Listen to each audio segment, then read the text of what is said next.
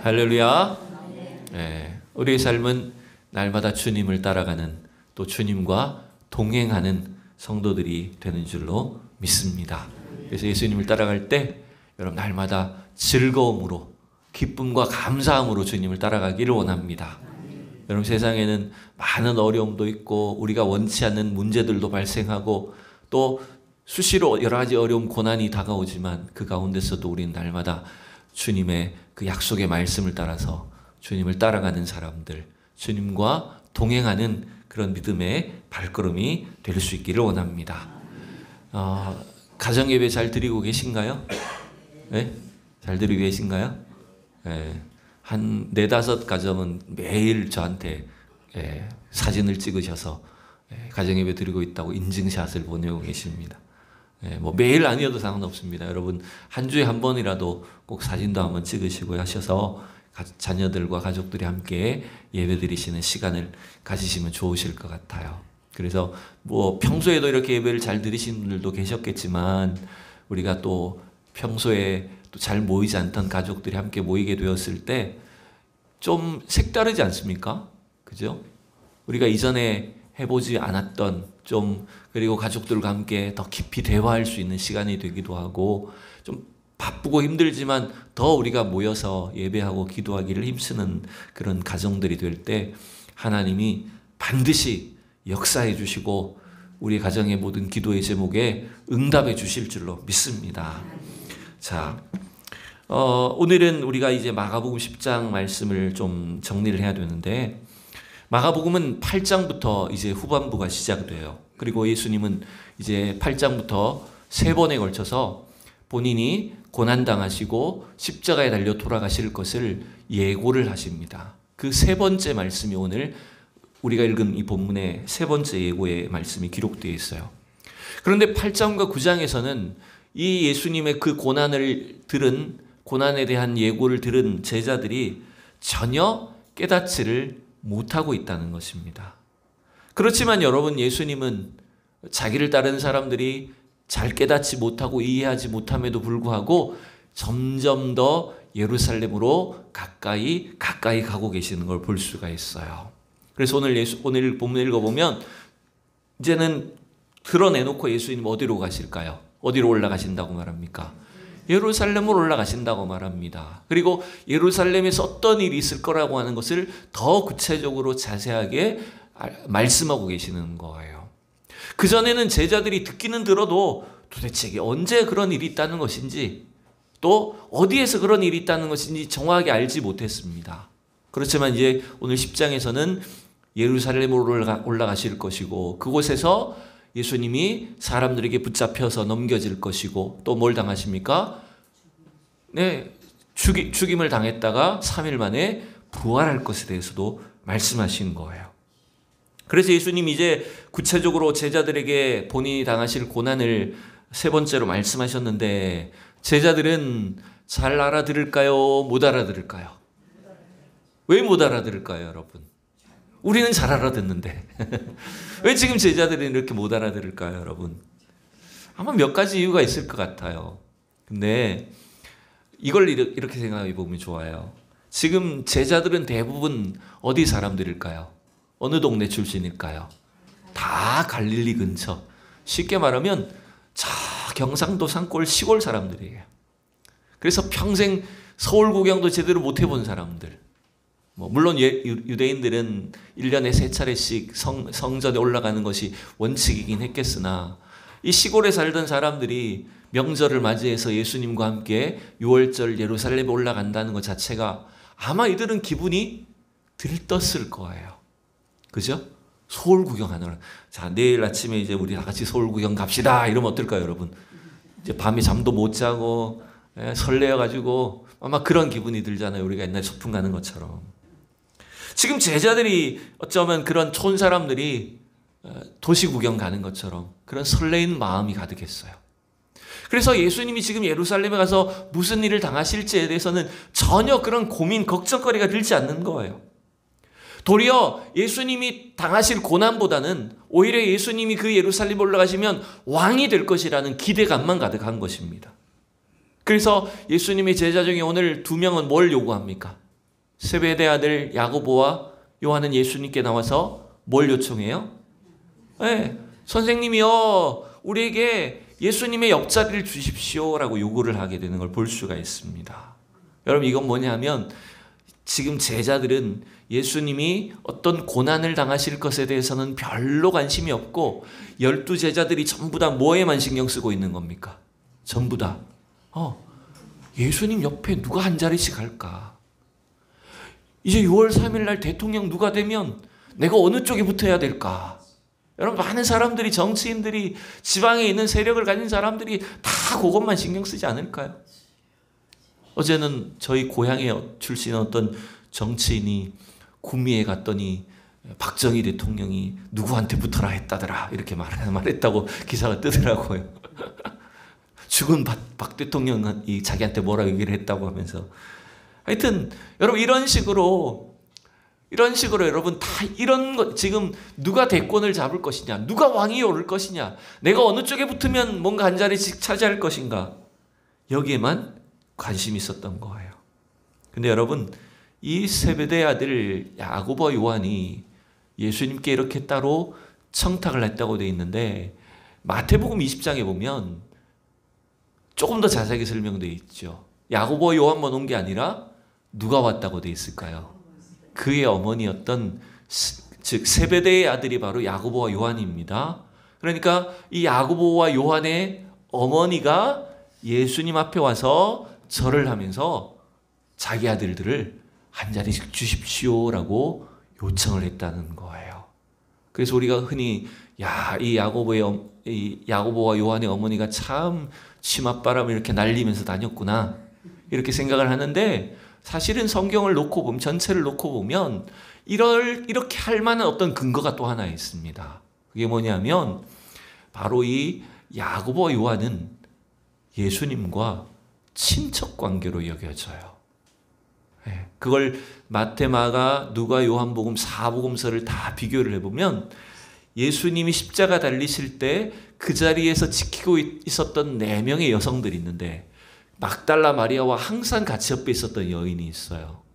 그게 뭐냐면 살로메라는 여인인데 그 여인이 예수님의 어머니 동생으로 여겨집니다. 그러니까 이 세베대의 아들의 어머니가 누구냐면 바로 살로메였던 거예요. 그러니까 야고보, 요한은 예수님과 이종사촌간이라고 볼 수 있는 거예요. 이게 대체로 학자들이 동의하는 바입니다. 그러니 여러분, 이 야고보와 요한이 또 그의 어머니가 자기의 사촌관계인 또 이모이기 때문에 예수님께 이런 요청을 했겠구나라고 하는 것이 이해가 되는 지점이라는 거예요. 해도 된다는 게 아닙니다, 여러분. 네. 성경시대나 지금이나 여러분, 우리나라도 그렇고 학연, 인맥, 혈연, 지연, 이게 얼마나 많이 작동합니까? 그래서 여러분, 지금 이 야고보와 요한이 어떤 기대를 갖고 있습니까? 예수님은 십자가에 달려 죽으실 것을 말씀하는데 이들은 뭘 기대하고 있어요? 37절에 보니까 우리가 주의 영광 중에서 하나는 주의 우편에 하나는 좌편에 앉게 하여 주소서. 지금 이들은 예수님이 예루살렘에 올라가면 뭘 어떤 자리에 이르게 된다는 겁니까? 예수님이 왕 위에 오르셔서 영광을 얻게 될 것이다. 그걸 기대하고 있다는 겁니다. 근데 예수님이 얻게 될 영광과 이들이 얻게 될 영광은 사실은 전혀 다른 것이었죠. 자, 만약 저와 여러분이 예수님이라면, 좀 넘어가고, 저와 여러분이 예수님이라면 이 야고보와 요한한테 뭐라고 해주면 좋겠습니까? 네? 이 12제자에게 여러분 뭐라고 야단을 치면 좋겠습니까? 사실은 야고보와 요한만 그런 게 아니죠. 나머지 10명의 제자들도 전부 다 똑같은 생각하고 있었어요. 다 눈치 싸움을 하고 있었어요. 그래서 야고보와 요한이 예수님께 청탁을 했다는 사실을 듣고 10명의 제자들이 분노했다라고 되어 있잖아요. 똑같은 생각을 하고 있었다는 겁니다. 자, 이때 예수님이 뭐라고 이들에게 말씀하시는지를 좀 더 보죠. 다시 앞으로 가서 38절 9절 2절 읽습니다. 시작. 예수께서 이르시되 너희는 너희가 구하는 것을 알지 못하는도다.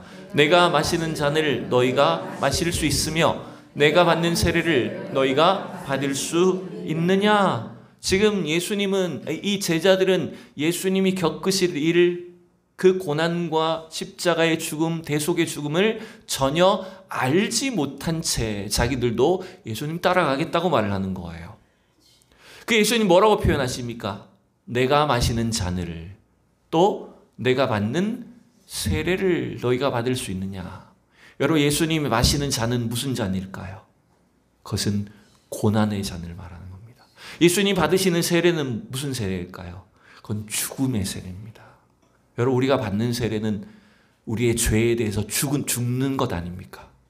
예수님은 아무 죄가 없으시지만, 아무 잘못이 없으시지만 죄인인 인간들에게 붙잡히셔서 고난의 잔을 마셔야 됐고, 또 죽음의 세례를 겪으셔야 됐다는 거예요. 근데 제자들은 그걸 알지 못한 채 우리도 주님 따라가겠습니다 라고 요구하고 있는 거예요. 이 질문 앞에 야고보와 요한이 뭐라고 대답합니까? 39절이 참 의미가 있어 보이는데요. 그들이 말하되 할 수 있나이다 라고 말합니다. 제가 앞서 말씀드린 것처럼 만약 내가 예수님이라면, 우리가 예수님이라면 이렇게 뻔뻔스럽게 대답하는 제자들을 뭐라고 했을까요? 뭐 적당한 말이 사실 생각나지는 않습니다. 막 인간적으로 혼쭐을 내줄 것 같아요. 그죠? 여전히 욕심 속에 그저 출세에 대한 욕망으로 가득한 제자들을 3년 동안 주님을 따라다녔으면서도 주님이 뭐라고 말씀하신지 전혀 깨닫지도 못하는 제자를 향해서 예수님 막 책망하셨을 것 같아요. 근데 저는 이 성경을 읽으면서, 오늘 39절 읽으면서 좀 독특한 걸 느낍니다. 지금 이들이 그들이 예수님의 잔이, 예수님의 그 세례가 무엇인지 알지도 못하면서 할 수 있나이다라고 대답을 할 때 책망하셨어요. 옳지만 예수님 뭐라고 말씀하세요? 39절에 다시 보시면 예수께서 이르시되 너희는 내가 마시는 잔을 마시며 내가 받는 세례를 받으려니와. 여러분 잘 대답해 보세요. 지금 야고보와 요한이 예수님이 마시는 잔을 마시고 예수님이 받는 세례를 받을 수 있다는 겁니까? 받는다는 겁니까? 못 받는다는 겁니까? 못 받는다는 거. 헷갈리시죠? 자, 이거 그래서 잘 봐야 된다는 거예요. 지금 분명히 이들이 뭔지도 모르고 대답을 한 거예요. 할 수 있나이다라고 대답을 했어요. 근데 할 수 있다고 대답을 했는데 예수님은 너희가 내가 마시는 잔을 마시고 내가 받는 세례를 받으려니와 라고 대답을 했어요. 그럼 이들이 그 잔을 마시고 그 세례를 받는다는 겁니까? 못 받는다는 겁니까? 갑자기 왜 대답이 임해지셨어요? 아까는 자신 있게 못 받는다 했잖아요. 그러니까 우리가 인간적인 논리로 보면 못 받는 게 맞죠, 그죠? 왜냐하면 이들의 지금 신앙의 상태, 지금 이들이 예수님의 고난을 전혀 알지도 못한 채 대답을 했으니 지금 이들의 수준으로서는 도저히 예수님의 십자가를 지고 따라갈 수 없는 상태라는 거예요. 근데 예수님의 말씀을 보면 이들이 예수님의 잔을, 그 세례를 받을 거라고 말하는 거예요. 여러분, 저는 이게 참 충격으로 다가왔어요. 이게 놀라운 지점이에요. 자격이 없고 신앙의 수준이 안 되는데 주님은 이들을 통해서 주님의 고난의 잔을, 주님의 십자가의 세례를 이들이 참여하게 될 거라고, 그들이 받게 될 거라고 말씀하고 계신 거예요. 여러분, 이건 어쩌면 하나님의 계획입니다. 우리가 지난주에 부자가 하나님 나라에 들어가는 것이 낙타가 바늘기로 들어가는 것보다 어렵다 그랬잖아요. 근데 사람으로서는 할 수 없으되 어떻게 하셨습니까? 하나님으로서는 할 수 있느니라고 말씀하셨잖아요. 결국 이 말씀은 똑같은 겁니다.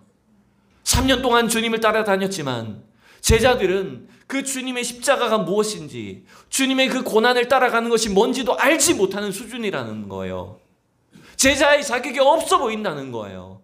그런데도 불구하고 예수님은 이들을 통해서 그 십자가를 따라가는 길을, 예수 따라가는 그 고난의 길을 이들이 걷게 하시겠다는 거예요, 여러분. 이게 하나님의 역사입니다. 이게 하나님이 우리를 통해서 우리를 구원하시고 우리를 사용하시는 방식이라는 걸 여러분 믿으셔야 된다는 겁니다. 여러분, 그래서 항상 하나님의 일을 이런 거예요. 도저히 지금 이 사람은 자질이 없어 보이고 저 사람은 준비가 안 돼 있고 도무지 저런 인간은 주님 앞에 구원받을 수 없을 것 같고 쓰임받지 못할 것 같은 사람인데, 그런데 주님은 그 영혼을, 그 사람을 통해서도 하나님의 놀라운 구원을 이루어 주시고 하나님의 도구가 되게 하시고 주님의 십자가를 따르는 주의 종으로 세우실 수 있다는 겁니다, 여러분. 여러분, 항상 그래서 이 하나님의 관점에서 볼 수 있기를 축원합니다. 우리나라에 꽤 유명한 부흥사로 활동하시는 분이 계시죠. 저도 간접적으로 들은 이야기인데 박보영 목사님이라는 분이 계십니다. 그분이 많은 곳에 간증을 하러 다니시는데, 집회를 다니시는데, 이분이 어느 날 캐나다에 한인교회에 이제 집회를 하러 가셨대요. 그래서 한인교회에 이렇게 크지도 않은 교회에 이제 집회를 하러 갔는데, 그 교회의 목사님이 계속 한 가지 이야기만 하더래요. 박보영 목사님, 강사 목사님한테. 이번 집회에 한 사람만 변화시키면 됩니다. 내가 그 한 사람 때문에 미치겠습니다. 자기 교회에 자기를, 목사님을 가장 힘들게 하는 어느 연세든 집사님이 한 분 있다는 거예요. 계속 그분 얘기만 하더라는 거예요. 목사님은 그 사람 때문에 이 목회가 너무 미칠 정도로 힘들다는 거예요. 그분이 어떤 분이냐면 일찍이 이민을 와서 사업을 해가지고 돈을 많이 버는 분이래요. 근데 또 교회를 다니고 예수를 믿는데 얼마나 사람이 깐깐하고 까다로운지, 몸도 안 좋은 분이 지팡이를 짚고 교회를 나오면 자기 부인이 좀 늦게 나오면 막 때린대요, 지팡이로. 네. 뭐 저도 간접적으로 듣는 얘기입니다만은 자기 마음에 안 들면 지팡이로 막 때린다는 거예요. 그리고 이분이 이제 사업을 하셨으니까 교회의 재정이 어떻게 돌아가나 이렇게 맨날 재직회만 하면, 또 공동회만 하면 다 꼬투리 잡고 물고 늘어진다는 거예요. 그래서 목사님이 목회하는데 너무너무 힘들다는 거예요, 그 사람 때문에. 그래서 그 이야기를 듣고 부탁을 듣고 이렇게 이제 박보민 목사님이 집회를 인도하는데 3박 4일 동안 보니까 그분이 또 그런 사람 특징이 있어요. 다 오는 겁니다. 다 와. 빠지지도 않고 와. 와가지고는 발장을 딱 끼고 이렇게 은혜가 전혀 안 들어가게 생긴 거예요. 3일 내내 그러고 발장만 끼고 있더라는 거죠. 근데 이 박봉영 목사님의 3일 동안 설교를 듣고 이분이 뭔가 좀 회개를 하는 거예요. 그래서 목사님 설교를 듣고 보니 자기는 천국 못 갈 것 같다는 생각이 들더라는 거예요. 두려운 마음이 들더라는 거예요. 그래서 이 강사 목사님한테 제가 어떻게 하면 될까요? 이제 찾아왔다는 거죠. 3가지를 부탁했대요. 당신 3가지만 하겠다고 약속해라. 첫 번째, 지팡이 가지고 오지 마라. 지팡이 가지고 와서 맨날 부인 때리고 하니까 지팡이 가지고 오지 마라. 그러겠다고 약속했어요. 2번째, 재직회 하거나 공동회 할 때 한마디도 하지 마라, 앞으로. 그냥 듣고만 있어라. 그것도 알았다고 자기가 순종하겠다고 했대요. 3번째, 당신 재산 많으니까 이제 그 재산 좀 정리해가지고 가난한 사람들 도와주고 그 다음에 매일매일 전도해라. 그 돈으로 전도해라. 길에 나가서 전도해라. 이 사람이 이제 고민을 하더라는 거예요. 아, 좀 어려운데. 그렇지만 알겠습니다. 순종하겠습니다. 그래서 진짜 이제 강사 목사님하고 약속을 해서 이분이 1년 동안 자기가 한 약속을 지키는 거예요. 매일매일 나가서 길거리 가서 전도하는 거예요. 캐나다 사람들한테, 한인들한테 열심히 전도를 한 거예요. 그리고 거의 한 1년쯤 지났을 때 추운 날 밖에 나가서 전도하고 와서 몸이 좀 안 좋은데 하고 자다가 돌아가셨다는 거예요. 네. 그럼 천국 갔을까요? 지옥 갔을까요? 여러분, 우리는 어쩌면 참 저 사람은 못 쓸 것 같고 저 사람은 안 변할 것 같고 도무지 저분이 예수를 안 믿을 것 같고 이런 존재들이 있을 수 있습니다. 그러나 하나님이 하시면, 하나님이 택하시면 여러분 반드시 변화시켜 주시고 구원해 주시는 줄로 믿습니다. 그래서 오늘도 사실은 제자들조차도 자격이 없어 보입니다. 그런데 이 야고보 요한이 어떻게 된다는 거예요? 그 고난의 잔을 마시게 되고 또 십자가의 세례를 그들이 받게 될 거라고 주님 말씀하셨어요. 실제로 어떻게 됐을까요? 야고보와 요한이 여러분 어떻게 됐을까요? 우리가 성경을 다 전체를 성경의 역사를 다 알지는 못하지만 이 두 명의 인물에 대해서만 간단히 말씀드릴게요.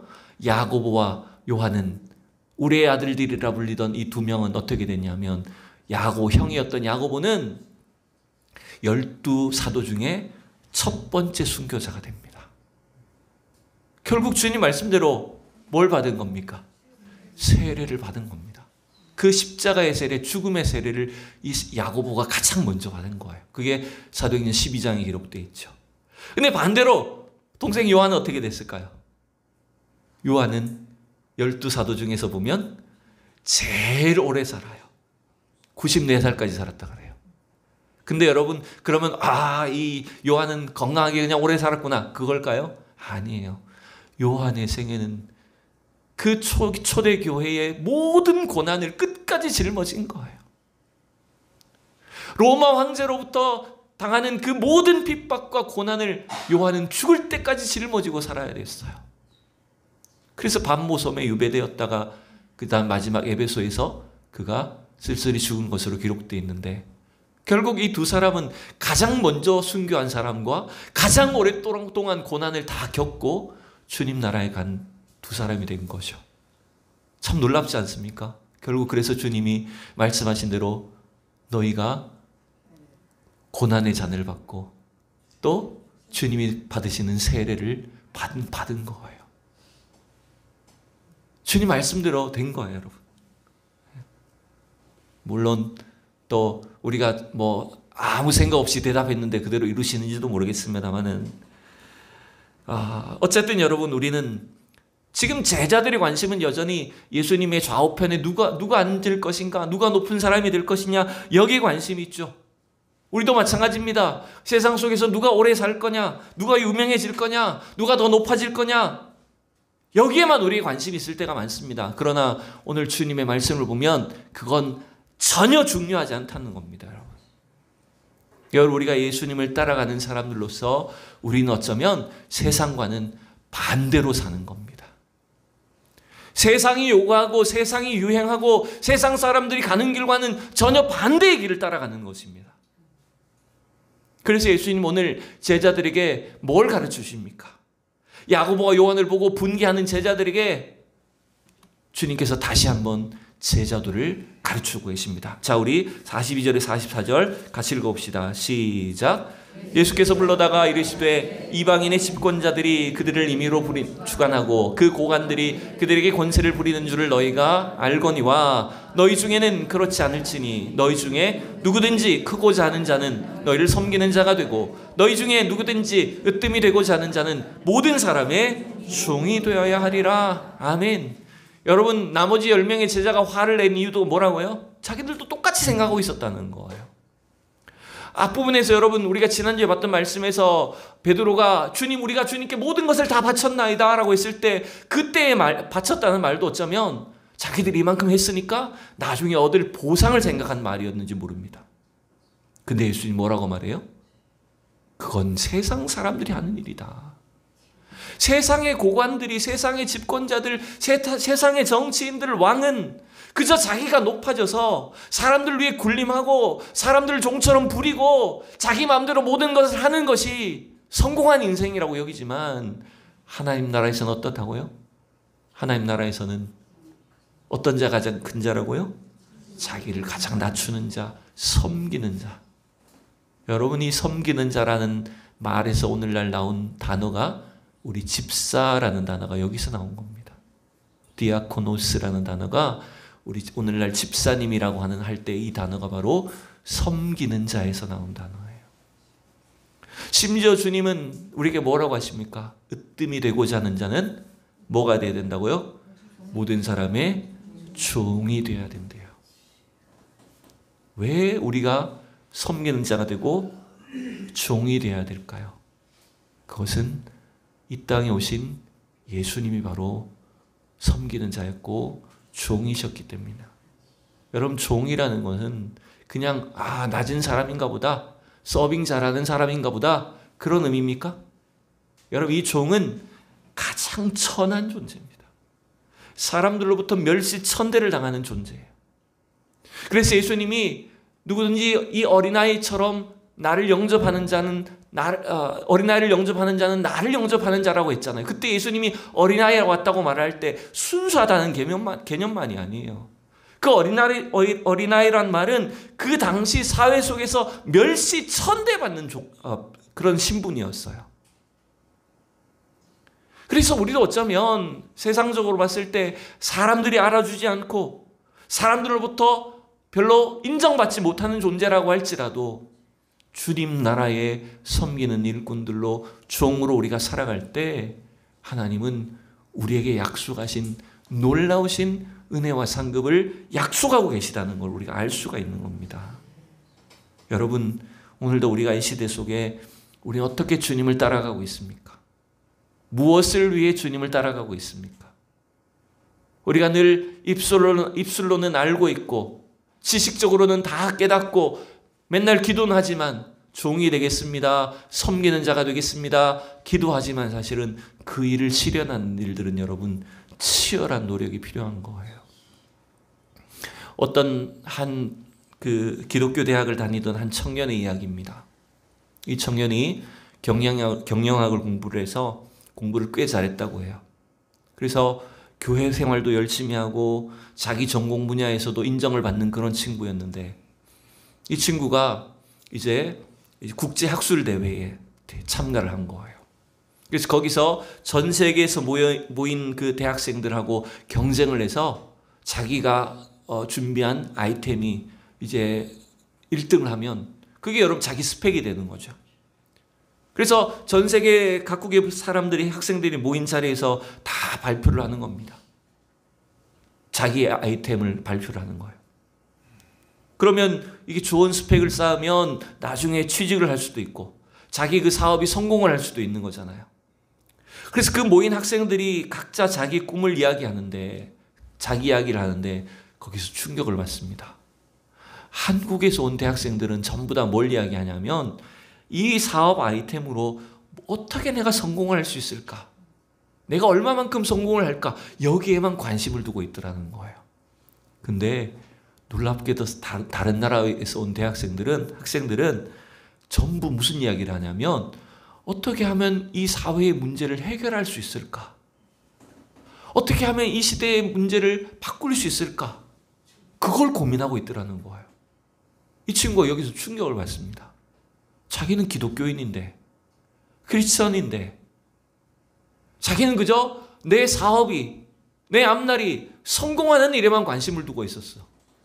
근데 하나님을 잊지도 않는 것 같은 세상의 사람들을 보니까 도리어 이 사회의 문제를 고민하고 있더라는 거예요. 그래서 자기 여기 충격을 받아버립니다. 돌아오는 길에 하나님께 기도를 했대요. 비행기 안에서. 하나님, 제가 어떻게 해야 됩니까? 저는 무슨 일을 해야 됩니까? 어떻게 해야 하나님의 일을 하겠습니까? 기도를 하는 가운데 이 말씀이 생각나더래요. 너희가 여기 내 형제 중에 지극히 하나 작은 자에게 한 것이 곧 내게 한 것이라.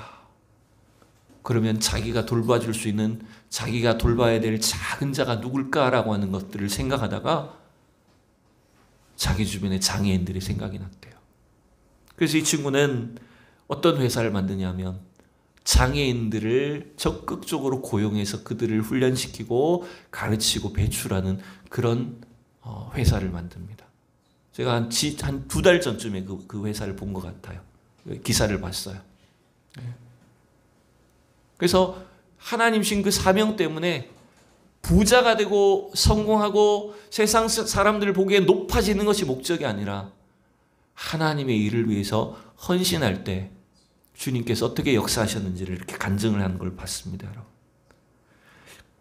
여러분, 오늘도 우리는 주님을 따르는 사람이라는 걸 기억하시기 바랍니다. 여전히 제자들처럼 때때로 우리의 욕심 때문에 내가 누가 높은 사람이 될까? 누가 더 성공을 할까? 어떻게 하면 나도 세상 사람들처럼 저렇게 앞서 나갈 수 있을까? 여기에 우리 많은 관심이 있을 때가 많지만 그러나 주님은 우리가 그 주님의 십자가의 고난을 따라오기를 원하십니다. 비록 우리는 지금 부족해 보여도 우리를 통해서 하나님은 그 주님의 고난의 잔에 십자가에 참여하는 자가 되게 하시는 것입니다. 여러분, 이 일에 우리를 부르셨음을 기억하셔야 돼요. 여러분, 그 주님을 따라가는 일들에 주저하지 마시기 바랍니다. 즐거움으로 주님을 따라가기를 원합니다. 그래서 그 일이 오히려 참 감사한 일이구나. 내가 주님을 따라갈 수 있는 것, 내가 주님께 부름을 받아서 이렇게 쓰임받을 수 있는 것, 이것이 얼마나 놀라운 하나님의 은혜이고 구원의 기쁨이고 감사인지를 여러분들이 기뻐하면서 하나님의 귀한 사역에, 또 주님의 그 귀한 천국의 큰 자들로 다 발견될 수 있기를 진심으로 축원합니다.